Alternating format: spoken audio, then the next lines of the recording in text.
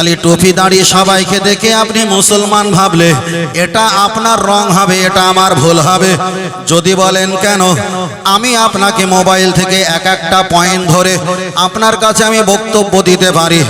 আজকের আপনার কাছে বলছি, ইন্টারনেটে আমরা তো দেখেছি প্রধানমন্ত্রীর কাছে কিছু টুপিওয়ালা দাড়িওয়ালা গিয়ে তারাই ছিল দাউদি এবে বহরা, দাউদি বহরা বলে তারা মুসলিম, কিন্তু হানাফি মাযহাবের মসলা হলো যারা দাউদি বহরা মুসলিম ওরা আদৌ হলো মুসলিম নয়, ওরাই হলো শিয়া। তাহলে শিয়া যারা আছে আমরা শিয়াদেরকে মুসলমান বলে বিশ্বাস করি না, ওরাই হলো কাফির। তার কারণ হলো একটা, ওদের মাথায় টুপি আমাদের মাথায় টুপি, ওদের মুখে দাড়ি আমাদের মুখে দাড়ি। बोहरा जिसका मतलब ऐसी है, बोहरार ব্যাখ্যা হলো যারা বণিক, বণিক মানে যারা ব্যবসায়ী, ওদেরকে बोहरा বলা হয়। তাহলে আমি আপনাকে বোঝাতে চেয়েছি, তাহলে টুপিওয়ালা দাড়িওয়ালা কোনো অন্য কোনো ধর্মের ভাই যদি দেখে বলে এরা তো মুসলমান না, আমার দাদু ভাই এটা মুসলমান নয়, এরাই হলো পরিচিত মুসলমান নয়, ওরাই হলো বেঈমান। যদি বলেন কেন, চলেন এক একটা করে আমি দলিল দেবো, আপনি বুঝে নেবেন। চলেন এক নম্বরে আগিয়ে যাই। আল্লাহ নবী হাদিস শরীফে বললেন, আনা খাতামুন নবিয়িনা লা নবিয়্যা বাদি, আমার পরে পৃথিবীতে আর কোনো নবী আসবে না, আমি হলাম শেষ নবী। আগার মাগার বালকে কিউ কর নবী नहीं हो सकता, আমার পরে আর পৃথিবীতে কোনো নবী আসবে না।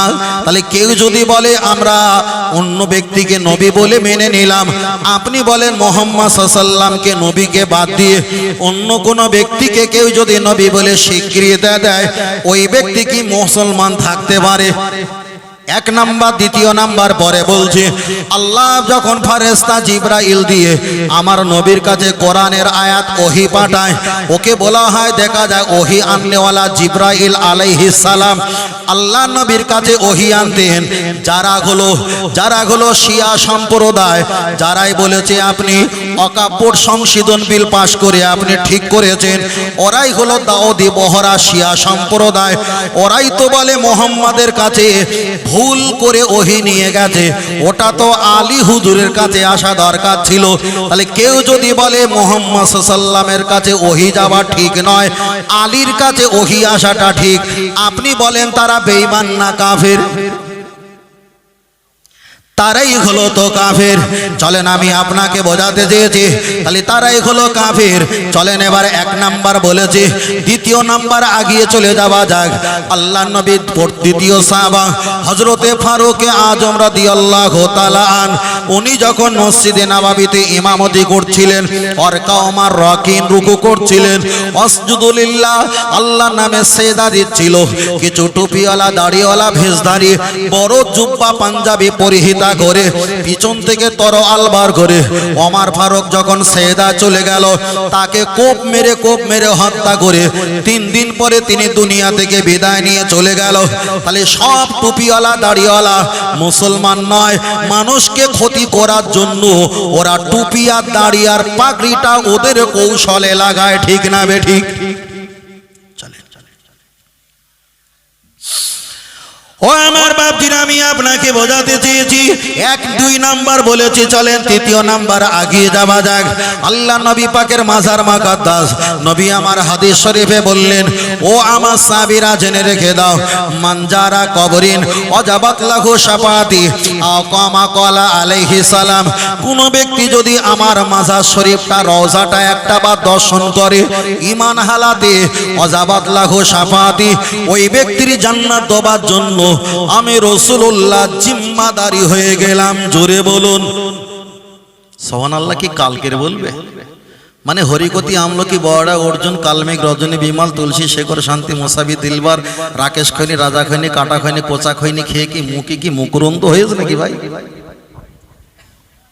একটু জোরে বলতে হবে। জোরে আজকে যদি না বলেন তাহলে আর কাল বলে কি হবে? চলেন আমি আপনাকে বোঝাচ্ছিলাম আল্লাহ নবীর মাজার শরীফ দেখলে নবী বললেন অজাবাত লাহু শাফাতি, ওই ব্যক্তির জান্নাতে দেওয়ার জন্য আমি রাসূল সুপারিশ করবই করব। কিন্তু আল্লাহ নবী বাদশা নুরউদ্দিনকে স্বপ্ন দেখিয়েছিল যারা টুপিওয়ালা দাড়িওয়ালা পাগড়িওয়ালা আমার মাজার জিয়ারাত করতে এসেছে, ও বাদশা নুরউদ্দিন এরা আমার মাজার জিয়ারাত করতে আসেনি, এরা আমার লাশ মোবারক চুরি করে ওদের দেশে নিয়ে যেতে এসেছে। রসুলের মোহাব্বতের পাগল বাদশা নুরউদ্দিন যখন 15 দিনের রাস্তা অতিক্রম করে সেনা সভাপতি সৈন্য নিয়ে যখন আসলো, এলাকার মানুষ সাক্ষ্য দেয় বালঘুমিও সল্লো না, এরা ভালো নামাজ পড়ে, অয়া শোবো না, এরা রোজা রাখে, অয়া হুদ্দ না, এরা হজ পর্যন্ত করে, এদেরকে আপনারা মারবেন না। কিন্তু শেষ পর্যন্ত নামাজের মশাল্লাটা যখন তুলেছে বড় একটা গর্ত, ওই গর্তটা আমার রসুল পাকের মাজার মাকাদ্দাস পর্যন্ত পৌঁছে গেছে। কিছুদিন সময় পেলে ওরা কবর জিয়ারাত আর টুপি দাড়ি ভেস্টটা সামনে রেখে, মানুষকে দান খয়রাতটা সামনে রেখে আল্লাহ নবীর লাশ মোবারকটা নিয়ে চলে যেত। তাহলে পৃথিবীতে টুপিওয়ালা দাড়িওয়ালা এরা আজকের শত্রু নয়, এরা হাজার হাজার বছর আগে টুপি দাড়ি আর লম্বা জুব্বা পরে ইসলামের ক্ষতি করার জন্য চক্রান্ত করেছে না করিনি? আমার কথা বুঝতে পারছেন ভাই? আল্লাহ আল্লাহ। চলেন আমি আপনাকে বোঝাতে চাই, লক্ষ্য করে দেখা যায় তাহলে টুপিওয়ালা দাড়িওয়ালা সব জুব্বা পাগড়িওয়ালার কথা আমি আপনাকে বলছিলাম। ও বাবাজিরা চলেন একটা বার এগিয়ে যাও। আমাদের ভারতবর্ষের নামে কারোর নাম বলছি না, কে একজন রাজনীতির লিডার হোক আর নাই হোক, তিনি তো দুবাইতে খেলায় গিয়েছে, আর আমার থেকে ভালো হাজির রমাল পাগড়ি মাথায় বেঁধে ইয়া হাবিবি বলে ফেসবুকে স্ট্যাটাস দিয়েছে। তাহলে সব টুপিওয়ালা দাড়িওয়ালা ইয়া হাবিবি বললে কি তিনি মুসলমান হতে পারে? মিঠুন চক্রবর্তী একটা বই করেছিল, বইটার নাম দিয়েছিল রহমত আলী। রহমত আলী নাম দিয়েছে, গলায় একটা ভাইজান গলায় রমাল দিয়েছে আর একটা পাঞ্জাবি পরেছে। তিনি দেখা যায় মাথায় টুপি দিয়েছে, মুখেটা দাড়ি রাখলো না, নাম দিয়েছে রহমত আলী। আপনি বলেন মুখে দাড়ি না রাখলে, মাথায় টুপি দিলে আর একটা রমাল গলা জোড়ালে আর পাঞ্জাবি আর পায়জামা করলে, রহমত আলী নাম দিলে সত্যিকারই কি মুসলমান হওয়া সম্ভব? চলেন আমি আপনাকে বোঝাতে চেয়েছি, আজ থেকে কয়দিন আগে একটা মিটিং হয়েছিল, আর মিটিং এর ওখানে বোরকা পরিহিতা কিছু মুসলমান নামীয় বলে স্টেজে তুলেছে। ক্যামেরাওয়ালা ম্যান যখন ক্যামেরা করেছে, হাতে দেখতে পেয়েছে অন্য ধর্মীয় মানুষদের রীতিনীতি হাতে পরা থাকে, সেটা ক্যামেরা ধরেছে।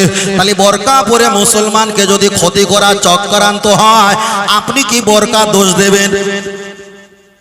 চলেন আপনার কাছে আর একটা কথা বলতে চেয়েছি, ও বাবাজিরা ভালো করে খেয়াল করে দেখবেন, আগিয়ে চলে যাওয়া যাক। তাহলে টুপিওয়ালা দাড়িওয়ালা সব কিন্তু মুসলমান নয়, আমি আপনার কাছে প্রমাণ করতে চেয়েছিলাম। আগিয়ে চলে যাওয়া যাক। আপনাদের যারা পুলিশ বাবু আছে তারা ভালো বলতে পারবে, যাদের ড্রাইভিং লাইসেন্স নেই, কাগজপত্র নেই, ওরা রাস্তা দিয়ে ব্যবসা করে যাওয়া আসা করার জন্য আমাদের মতো একটা হাজি রমাল তারাও বগলে একটা গলা জড়িয়ে রাখে, বোঝাতে যায় কোনো ইমাম যাচ্ছে, ইমামের নাম সামনে রেখে ওরা ফাঁকিবাজ পালিয়েছে। এটাই তো মুসলমানের কলঙ্কিত করা হয়, ঠিক না রে? ঠিক। ও হারাম করে জীবনে হাজির মাল দেয় না। যে দেখবে রাস্তা নাকাচাকিন চলছে, নেই কোনো ব্লু বুক, নেই কোনো ড্রাইভিং লাইসেন্স, নেই কোনো অথরিটি, নেই কিছুই নেই, ও তখন একটা হাজির মাল গোলায় নিয়ে বাইক চালাবে, দুই দিকে হাজির মালে কানা ঝুলবে। কেউ দেখে মনে করে মসজিদের ইমাম সাহেব আছে, তা ছেড়ে দে, আসলে তো ইমাম সাহেবের ভেষ ধরেছে, আদৌ কিন্তু ওমাল ইমাম সাহেব। আমি কোন লজিকে বলছি বুঝতে পারছেন ভাই? একটু চলে না খেয়ে যাই। ও আমার ছেলেরা, জানান যুবকেরা, আমি আপনার কাছে একটা হাদিস পড়েছিলাম। আল্লাহ নবী হাদিস শরীফে বললেন, লা ইয়াবকা মিনাল ইসলামি ইল্লা ইসমু, পৃথিবীতে ইসলাম পৌঁছে যাবে শহরে নগরে, পাড়ায় পাড়ায়, গ্রামে গঞ্জে, খানকা, ঈদগাহ, মুক্ত মসজিদ, মাদ্রাসায়, পূর্ব পশ্চিম উত্তর দক্ষিণে ইসলাম পৌঁছে যাবে। কিন্তু ওদের ভিতরে ঈমান ইসলামের কিছুই পাওয়া যাবে না। হাদিসের অনুপাতে ব্যাখ্যা হচ্ছে না, হয় না? চলেন একটা বার আগিয়ে যাওয়া যাক। লক্ষ্য করে দেখা যায় আমি আপনার কাছে অনেক কটা অপশান বললাম, এবার আপনার কাছে পঞ্চম নাম্বার অপশান বলি। পঞ্চম নাম্বার অপশান বলি, যারা টুপিওয়ালা দাড়িওয়ালা সকলে কিন্তু মুসলমান নয়, মুসলমান নয়। আপনি টুপি আর দাড়ি দেখে পাগল হলে হবে না, হবে না। আবু জাহেল যিনি মুহাম্মদ সাল্লাল্লাহু আলাইহি ওয়াসাল্লামের প্রধান শত্রু, তার মাথায় পাগড়ি ছিল, আবু জাহেলের মুখে দাড়ি ছিল। আবু জাহেল তিনি কাবায় হাত দিয়ে বলতেন, ও কাবার মালিক, আমি ব্যবসায় চলেছি সিরিয়ার জমিনে, আমার জন্য একটু খেয়াল রেখো যাতে ব্যবসা বাণিজ্য আমি একটু উপকৃত হতে পারি। তাহলে আবু জাহেল সুবিধাবাদী, তিনি প্রয়োজনে কাবা এসে দোয়া চেয়েছে ব্যবসা লাভ হবার জন্য, আবার মুখে দাঁড়িয়ে রেখেছে, মাথায় একটা পাগড়ি বেঁধেছে, এটাই ছিল তার একটা লেবাস। কিন্তু খোলে খোলে মুহাম্মদ সাল্লাল্লাহু আলাইহি ওয়াসাল্লামকে সবচাইতে বড় নির্যাতনার কষ্ট দিয়েছে। চলেন আমি আপনাকে বোঝাতে চেয়েছি, তাহলে পৃথিবীর মানুষেরা যখন কোনো সুযোগ না পায়, মুসলমানের নামটা সামনে রেখে ওরাই কিন্তু সুযোগ পায়। বললে হয়তো খারাপ লাগবে, এমনই আছে নিজের ধর্ম স্থান নিজেরাই ভেঙে আমাদেরকে আবার চাপিয়ে দেয়। আমি আপনার কাছে একটা বার বলছি, পৃথিবীর জমিনে হানাফি মাযহাবের ইসলামের মাসলা হলো, আমি যে জামাটা পরেছি এই জামা যদি ১৫০০ টাকা দাম হয়, এতে যদি ১ টাকা হারাম থাকে, নামাজ কি হবে? নামাজ হবে না। আমি একটা ঘড়ি কিনেছি, ধরে নেন ১৩,০০০ টাকা দাম, এটা যদি দোকানদারের কাছে ১৫০ টাকা বাকি থাকে, আমি যদি আপোষে মিটিয়ে না নেই ১৫০ টাকা বাকি থাকলে এই হারাম বস্তু গায়ে রেখে নামাজ হবে না। আপনি যে কারেন্ট চালিয়ে আপনি সাবমার্সেল টিউবওয়েল পানি ব্যবহার করছেন, যদি আপনি মিটারের পয়সাটা যোগ্যভাবে যদি না দেন, ওই মিটারের পানিতে উজু করলে আপনার উজু হবে না। আপনি যে জায়গাটায় বসে আছেন, আল্লাহর ঘর, আপনি মসজিদে আছেন, যিনি জায়গা দিয়েছেন উনি যদি ওয়াকফে লিল্লাহ, যার ব্যাখ্যা হলো আল্লাহর উদ্দেশ্যে জায়গাটা যদি দান করে দেওয়া হয়, ওই মসজিদে নামাজ হবে। আর কেউ যদি ওয়াকফে আওলাদ, মানে আমার সন্তানের নামে আমি এই জায়গা দিলাম, আমার সন্তান মসজিদের মাতোয়াল্লে দায়িত্ব করণভার হবে, এমন যদি কোনো ব্যক্তি ওয়াকফে লিল্লাহ না করে ওয়াকফে আওলাদ যদি করে দেয়, পৃথিবীর সব মুসলমানের একই ফতোয়া, ওই মসজিদে নামাজ হতে পারে। ও বাবাজিরা, আমি আপনার কাছে বোঝাতে চেয়েছি, লক্ষ্য করে দেখা যায় এখন যদি শ্বশুর বাড়ি থেকে যদি একটা বাইক চেয়ে নেওয়া হয়, আমার ছেলেকে বিবাহ দিলাম, আমার ছেলের জন্য একটা বাইক দেওয়া লাগবে। আপনি যদি শ্বশুর বাড়ি থেকে চেয়ে নেওয়া হয়, ওকে বলা হয় পণ নেওয়া মানে টাকাটা চেয়ে নেওয়া।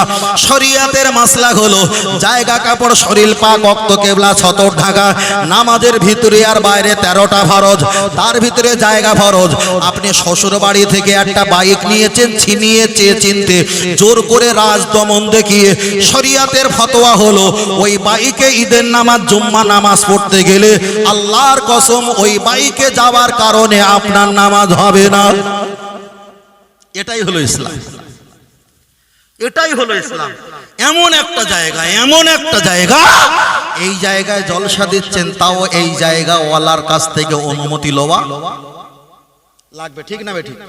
অনুমতি লওয়া লাগবে। আপনি যদি কোথাও ঈদের নামাজ পড়েন, সেখানে অনুমতি লওয়া লাগবে। এবার যদি বলেন হুজুর রাস্তায় দাঁড়িয়ে ঈদের নামাজ পড়া হয়, তাহলে কি হবে? কথা বোঝাতে পারছি ভাই? চলেন, রাস্তায় জানাজা নামাজ পড়ছেন, এই রাস্তা আপনার সংকীর্ণ রাস্তা, এখানে জানাজা নামাজ পড়ছেন, সময় লাগবে কতক্ষণ? 10 মিনিট, 7 মিনিট, তাই না? 7 মিনিট কিংবা 10 মিনিট। যদি কোনো ব্যক্তি জরুরত হয়, অ্যাম্বুলেন্স হয়, কোনো প্রেগনেন্ট হয়, কোনো জরুরত যদি হয়, তার জন্য রাস্তা ছেড়ে দিতে হবে। পরের জুলুম করে, অত্যাচার করে, কষ্ট দিয়ে, তাকলিফ দিয়ে আপনার 1 হাত সেলাই করতে গিয়ে ধর্মের নামে 5 হাত ছেড়ে যাবে। কথা বোঝাতে পেরেছি? কথা বোঝাতে পেরেছি? নিশ্চয়ই যেখানে নামাজ হয়, যারা দায়িত্ব কর্ণধর আছে, তারা বিকল্প কোনো রাস্তার সুপরিচিত হিসাবে তারা একটা ইস্তেকামাত রাখে যে ভিন্ন রাস্তার রূপে যাও। এটা যদি ধরা হয়, তাহলে একটা পিঁপড়ে অন্যায় করলে সব পিঁপড়ে ডোলে আমরা দেই, এটা যেমন অন্যায়, এটাও তেমন অন্যায় হবে। তবে শান্তি শৃঙ্খলা বজায় রাখতে হবে। বারবার করে বলছি, ইসলাম হলো ইন্না দীনা ইনদাল্লাহিল ইসলাম। ইসলাম হলো সবচাইতে মনোনীত শান্তির ধর্ম। আমি আজকে আপনাকে একটা আমি ফুটেজ দেখাতে পারি। ইসলামে শান্তি দেখে আর আমাদের প্রতি জুলুম অত্যাচার দেখে একজন পুলিশ কনস্টেবল তিনি বলছেন, আমি ইসলাম ধর্ম গ্রহণ করতে বাধ্য হলাম। সুবহানাল্লাহ। আরে আমাদের নিউজ না, যারা আমাদের এগেইনস্টে বলে তাদের নিউজ। কথা বোঝাতে পারিনি? অনেক অনেক অনেক এসলে বলার চিন্তা রাখিনি, ফেকে রাখিনি, নিজের কাজে নিজে ব্যস্ত। তবে আমি চাইলে আপনাকে দেখাতে পারি, কেন এখন সোশ্যাল মিডিয়ার যুগ, বললে প্রমাণ রাখতে হবে। চল ডাকিয়ে যায়। ও আমার বাচ্চারা, আমি আপনাকে বলছিলাম, লক্ষ্য করে দেখা যায় ইসলাম সম্পর্কে আপনাকে বলছিলাম, সব টুপিওয়ালা দাড়িওয়ালা কিন্তু চলবে না।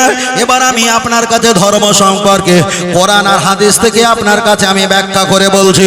আল্লাহর নবী দাঁড়িয়ে আছেন। আল্লাহর নবী দাঁড়িয়ে থাকার পর কিছু মুশরিক কাফের আর ইহুদি গুলো নবীর দরবারে এসে বললেন, ফামাদাল হিয়া রাসূলুল্লাহ, হাবিবাল্লাহ, আপনি আমাদের গির্জায় গিয়ে আপনি ধর্ম পালন করে দেবেন। আপনার মসজিদে নববী শরীফে গিয়ে আমরা আপনার রবের নামে আল্লাহর নামে ধর্ম পালন করে দেব, এলাকায় সম্প্রীতি বজায় থাকবে। দয়ার নবী বললেন, ঠিক আছে, আগামীকাল বিষয়টা আমি বলবো। সকাল যখন হয়ে গেছে, দয়ার নবীর খিড়কি দরজার কাছে গিয়ে আওয়াজ দিলেন, ও আল্লাহর নবী মুহাম্মদ সাল্লাল্লাহু আলাইহি ওয়াসাল্লাম, ঘর থেকে বার হও, আপনি যে প্রতিশ্রুতি দিয়েছিলেন সেটা ওয়াদাটা পূরণ করেন। দয়ার নবী আমার দোনোই দিয়ে কম দুটো হাত দিয়ে যখন দরজাটা খুললেন, সঙ্গে সঙ্গে আল্লাহ কোরআন নাজিল করলো, ও মুহাম্মদ সাল্লাল্লাহু আলাইহি ওয়াসাল্লাম, তুমি ওদেরকে বলে দাও তোমাকে ওরা ওদের ধর্মস্থানে নিয়ে যেতে চায়, আর তোমার ধর্মস্থানে ওরা যেতে চায়। খবরদার তুমি ওদেরকে এই বাক্যটা শুনিয়ে দাও। 30 পারা সূরা কাফিরুন, কুলিয়া আইয়ুহাল কাফিরুন, হে কাফেররা তোমরা শুনে রাখো, লা আবুদু মা তাবুদুন, তোমরা যার ইবাদত করো আমি মুহাম্মদ তার ইবাদত করি না। আমি যাকে স্রষ্টা বলে বিশ্বাস করি তোমরা তাকে স্রষ্টা বলে বিশ্বাস করো না। লাকুম দিনুকুম ওয়ালিয়াদ্দিন, তোমার ধর্ম তোমার জায়গায় করবে, আমার ধর্ম আমার জায়গায় করব। এটাই হলো শরীয়তের বিধান। আপনি কারো ধর্ম স্থানে গিয়ে জোর করতে পারবে না, আপনার ধর্ম স্থানে কেউ এসে জোর করতে পারবে না। কোরআন পরে বলে দিয়েছেন, লা ইকরাহা ফিদ্দিন, ধর্মের ব্যাপারে কোনো জোর জবরদস্তি চলবে না। চলেন আপনার কাছে আর একটা অপশন বলি। আল্লাহর নবীর ক্ষেত্রে যদি আমার আল্লাহ কোরআনের আয়াত দিয়ে বলে, তোমার ধর্ম তোমার জায়গায় থাক, ওনার ধর্ম ওনার জায়গায় থাক, কেউ কারো জোর জবরদস্তি করা চলবে না, চলবে না। ও আমার বাপজিরা, খুব ভালো করে খেয়াল করে দেখবেন, আজকে আমরা ভারতবর্ষের মানুষ, আমরা পশ্চিম বাংলার মানুষ, আমরা ইন্ডিয়ার মানুষ, আমরা বাঁকুড়া জেলা কোতুলপুর সংলগ্ন এলাকার মানুষ, আমরা তো মুসলমান ইমানদার বলে দাবি করি। তবে আপনার কাছে একটা বার বলছি, আপনি যখন খানা খাবেন অবশ্যই একটা দস্তারখানা বিছিয়ে খাবেন। খানা যদি এক লোকমা ভাত যদি পড়ে যায়, আপনি আগে দুই হাতটা ধৌত করে নেবেন, বাম হাত দিয়ে তুলে ডান হাতে রাখবেন, আপনি তারপরে লকমাটা তুলে খাবেন। খাবার সময় ভুল ধরতে পারবে না। খাবার ভিতরে 13টা সুন্নাত আছে। কোনো মা চাচি চায় না তরকাতে বড় বেশি লবণ দিয়ে লঙ্কা ঝাল দিয়ে আমি আমার স্বামীকে খাওয়াবো, এমন কোনো চাচি মা কোনো স্ত্রী চায় না। রসুল আমার জানিয়ে দিয়েছে সবচাইতে শান্তির ধর্ম হলো ইসলাম ধর্ম। কেন আল্লাহ জানিয়ে দিয়েছে, ওমাইয়াবতাগি গয়রাল ইসলামি দীনান ফালা ইউকবালা মিনহু ওয়া হুয়া ফিল আখিরাতি মিনাল খাসিরিন। ইসলাম ব্যতীত পৃথিবীতে যত ধর্ম আছে সব কোটা মানুষের বানানো ধর্ম হতে পারে, কিন্তু আমি আল্লাহ আমার কাছে মনোনীত ধর্ম হলো সেটাই হলো ইসলাম ধর্ম। আর ইসলাম ধর্মটা আল্লাহর কাছে যখন মনোনীত, এটাই হলো পরকালেও আল্লাহর কাছে মনোনীত। যারা আল্লাহ আর নবীর পথ মতকে যারা অনুসরণ করেছে, দুনিয়াতে কষ্ট হলেও হয়তো 60 বছর 65 বছর বাঁচবো, আমার 40 বছর ধরে নাম চলে গেছে, আর হয়তো 20 বছর আমার বাকি আছে। 20 বছর যদি কোনো রকমে ইবাদত করে আল্লাহর হুকুম পালন করে যদি চলে যেতে পারি, আমি তো একটা জায়গায় আল্লাহ পাকের দয়ার স্থান পেয়ে যাব। তবে ও ছেলেরা বাপজিরা, কাউকে উপকার করতে না পারলে কাউকে ক্ষতি করা যাবে না। আপনি সাত থেকে লাভ মারছেন আর আমি আপনাকে বলবো আই লাভ ইউ, এটা হতে পারে না। তাই আমি আপনার জামার কলার কলারটা ধরে বলছি, আপনার ধর্ম আপনি নিজে নিজে করেন। আপনার মেজাজ যদি ভালো হয়, আপনার পোশাক যদি ভালো হয়, আপনার আচরণ যদি ভালো হয়, আপনার আখলাক চলাফেরা রীতি তাসদিব তামাদুন এগুলো যদি আপনার কাছে যদি ভালো হয়, আপনার যিনি বন্ধু আছে, আপনার যিনি ক্লাসমেট আছে, আপনার যিনি বান্ধবী আছে, একদিন না একদিন আপনার প্রশংসা করবে। আর আপনার প্রশংসা করার বিনিময় একদিন ইসলাম তাদের মুখে শান্তি বলে প্রমাণ হয়ে যাবে। আর একটু জোরে হবে না? কিন্তু হবেটা কি করে? হবেটা কি করে? এখন আমার বাড়ি একটা ছেলে আছে, তা আমি জলসা চলে এসেছি, 3টে বেজে গেছে, ঘুমাচ্ছি। তো মাকে বায়না ধরেছে, মা আমারও ডিম ভেজে দাও, ডিম ভেজে দাও। তা মা বলছে, দাঁড়াও তোর আব্বাজিকে গুছিয়ে দিচ্ছি, গাড়ি ছাড়বে। তা বলছে, না আমার এখনো ডিম ভেজে দাও। ওনার মা একটু আধা ঘন্টা দেরি করেছে। বাড়ি ছিল আমার সে ল্যাপটপ, আছাড় মেরেছে, চুরমার হয়ে গেছে। কথা বোঝাতে পারিনি। ডিম ভাজতে 10 মিনিট সময় লাগে। আমি খবর নিয়ে দেখলাম ওই ডিম ভাজা হয়নি, বিকাল 5:30টায় ডিম ভেজে দিচ্ছে। ছেলে মানুষকে সহ্য করতে পারে? ও যখন সামনে পেয়েছে ল্যাপটপটা দেশে বাড়ি চুরমার হয়ে গেছে। এখন দোষটা কার ধরবো? দোষটা কার ধরবো?